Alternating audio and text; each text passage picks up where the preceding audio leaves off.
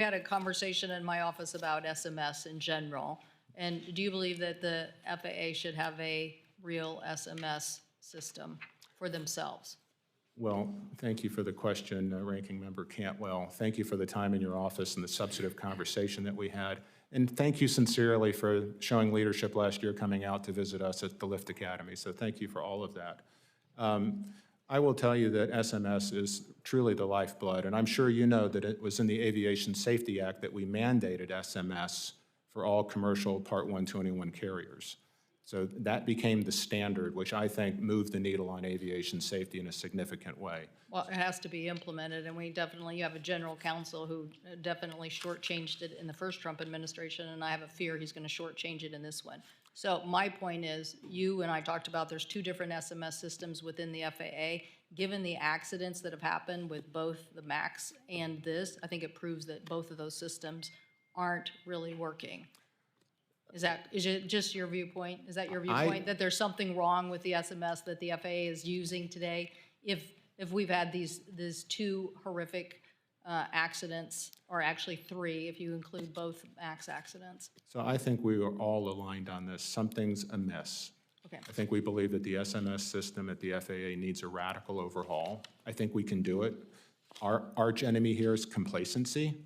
You know, not having SMS in a binder on a shelf somewhere, but actively, daily utilizing SMS and safety risk management assessments as we're looking at change. Change itself is not bad. We shouldn't resist change and hide behind a shield of... So you'll help enforce I have so many safety questions. No, go ahead, sorry. So you'll help enforce manufacturers to use SMS. You'll help get a better SMS system at the FAA. As we discussed, it's a key tool to actually doing the job right the first time. Okay, 1,500-hour rule. There's a lot of concerns because you worked for a company, you were part of a lobbying effort, you came here and tried to change this rule. What are you going to do in your term, a full 5-year term as my colleague is suggesting, that I'm all for consistency at the FAA. We got a big job here. What are you saying that you will do to recuse yourself from a 1,500-hour rule that you, as administrator, could initiate? So during your term, will you initiate such rule? Thank you for the question, Senator Cantwell. I'm sure I'm going to get that question multiple times today, and I'm looking forward to actually clarifying the record on that.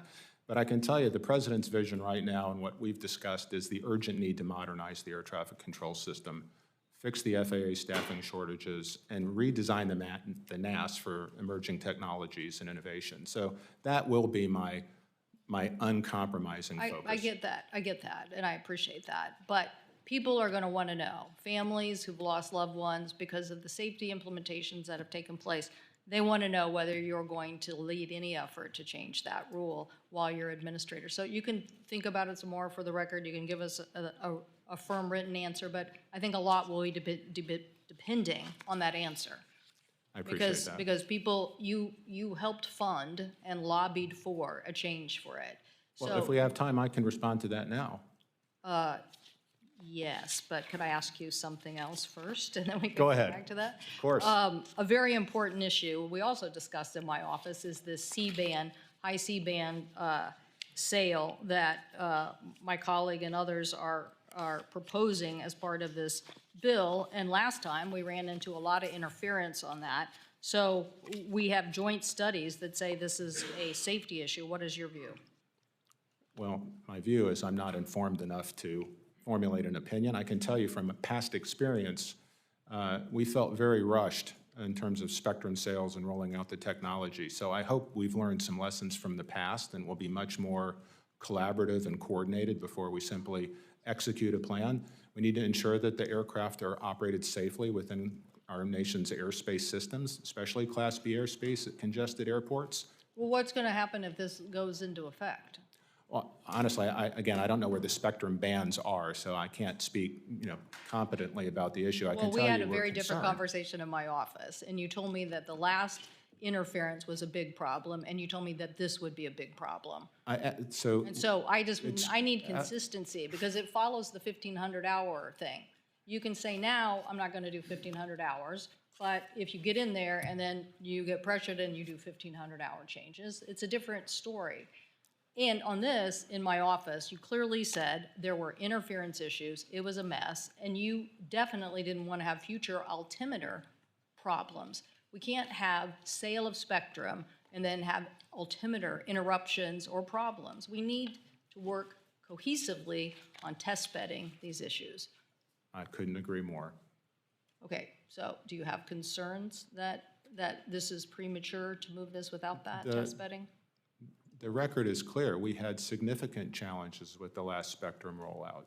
We had interference with radio altimeters. We needed to invest in our aircraft with filters to make sure that they could operate safely. I said, for the record, that we should learn those lessons of the past and act more collaboratively rolling out. So I am advocating that. We're not acting collaboratively right now, I can tell you that.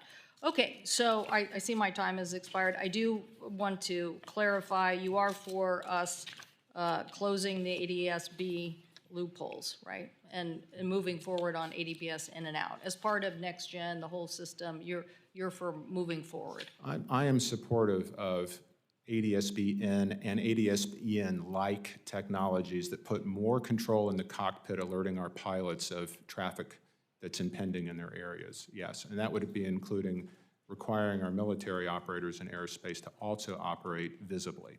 And ADBS out too, just in the transmission, making sure they do and both. TCAS, and making sure that our warfighters' equipment's also properly maintained and working on both TCAS and ADS. Thank you, Mr. Chairman.